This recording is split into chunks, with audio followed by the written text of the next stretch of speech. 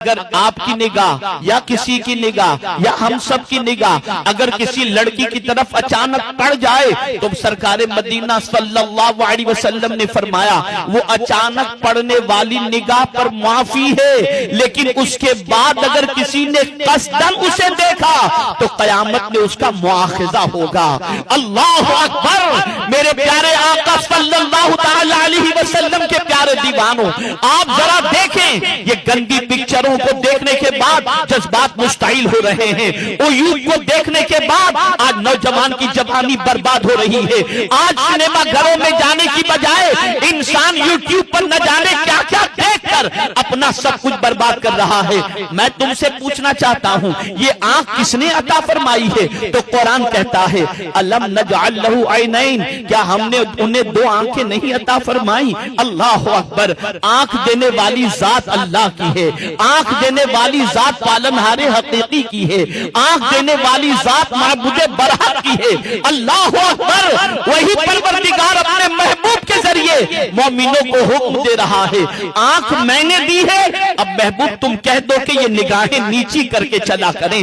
مسلمانوں میں تم سے پوچھنا چاہتا ہوں نافرمانی خدا کی کر کے عزت حاصل کرنی ہے، اللہ کے فرمان کا مذاق اڑا کر کے عزت حاصل کرنی ہے، کھلے عام اللہ کی نافرمانی کر کے اور بد کرداری میں ڈوب کر کے عزت کی تمنا رکھنی ہے؟ یہ ہو ہی نہیں سکتا کہ کوئی کانٹے کا بیج بوئے اور اس کے بعد گلاب کی امید رکھے۔ آج ہمارا معاشرہ تباہ ہو رہا ہے، آج ہماری سوسائٹی تباہ ہو رہی ہے۔ آئیے میں آپ کو بتاؤں، ایک زمانہ تھا کہ مسلمان کے پڑوس کے اندر غیر مسلم فیملی رہنے میں فخر محسوس کرتی تھی کہ مصطفیٰ کا دیوانہ کبھی ہماری بچی پر غلط نظر نہیں ڈالے گا، لیکن آج ہم دیکھیں ہمارا حال کیا ہو گیا، ہماری سچویشن کیا ہو گئی، ہمارا حال کیا ہو گیا۔ ایسے ظالم کو بھی ہم نے دیکھا ہے جو مسجد کی ٹوپی پہن کر مسجد میں نماز پڑھتے ہیں اور نماز پڑھ کر کے نکلے اور باہر کوئی لڑکی نکلی فوراً اس کو گھرنا شروع کر دیا۔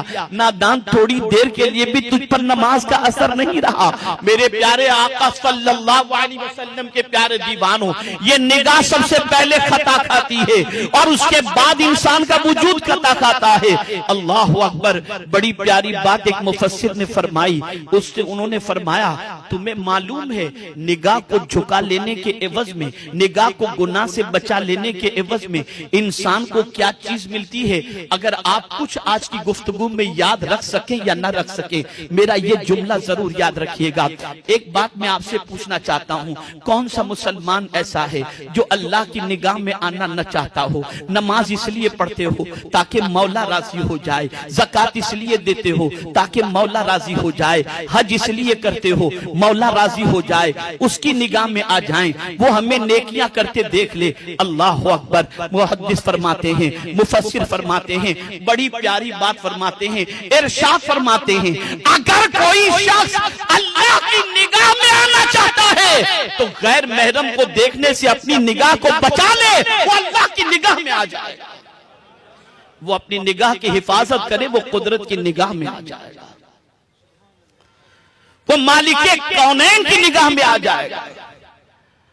اور اسی لیے رسول گرامی وقار صلی اللہ تعالی علیہ وسلم نے ارشاد فرمایا جب کوئی شخص اپنی نگاہ کو بچا لے، نگاہ کی حفاظت فرمائے، تو میرے آقا صلی اللہ تعالی علیہ وسلم ارشاد فرماتے ہیں اللہ تعالی اس کے دل کو ایمان کی حلاوت سے لبریز کر دیتا ہے۔ ایمان کی حلاوت سے اس کے دل کے اندر ایمان کی لذت پیدا ہوتی ہے، مٹھاس پیدا ہو جاتی ہے۔